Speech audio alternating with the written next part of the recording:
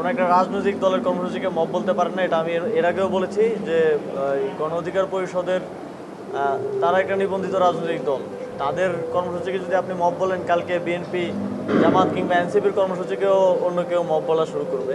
তারা কাদের থেকে সাহস পেয়ে, কাদের সাপোর্ট পেয়ে এ ধরনের কার্যক্রমে যুক্ত হয়েছে সেটাও খতিয়ে দেখার দরকার, প্রয়োজন আছে বলে আমি মনে করি।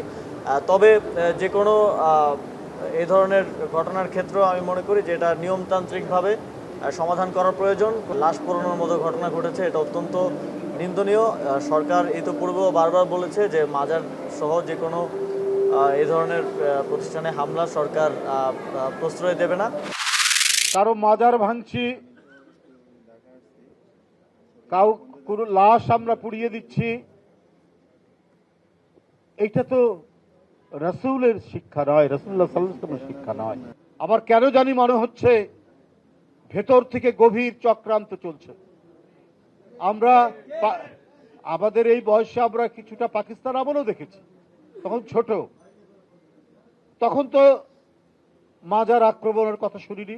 বাংলাদেশের ভাবমূর্তিকে কলঙ্কিত করার জন্য এখন আবার সেই প্রচেষ্টা চলছে কিনা, এটাই অন্তর্বর্তীকালীন সরকারকে সেটাকে প্রমাণ করতে হবে, দেখাতে হবে।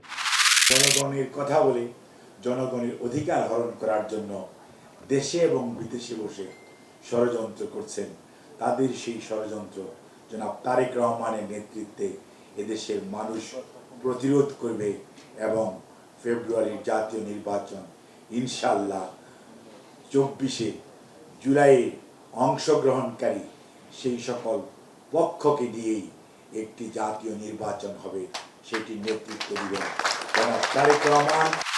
যেহেতু মেজরিটির লোকের ওপিনিয়ন হচ্ছে পিআর, সেক্ষেত্রে বিএনপি তার বিরোধিতা করাটা কোনোভাবেই গণতান্ত্রিক আচরণ হিসেবে বিবেচিত হবে না। পিআরের ব্যাপারে সরকার এবং ইলেকশন কমিশনের সাথে আলোচনায় আগ্রহী। পরিকল্পিত এবং প্রহসনের নির্বাচনের দিকে যদি গভর্নমেন্ট যায় বা কোনো দল করতে চায়, তাহলে সেটা জনগণ হতে দেবে না।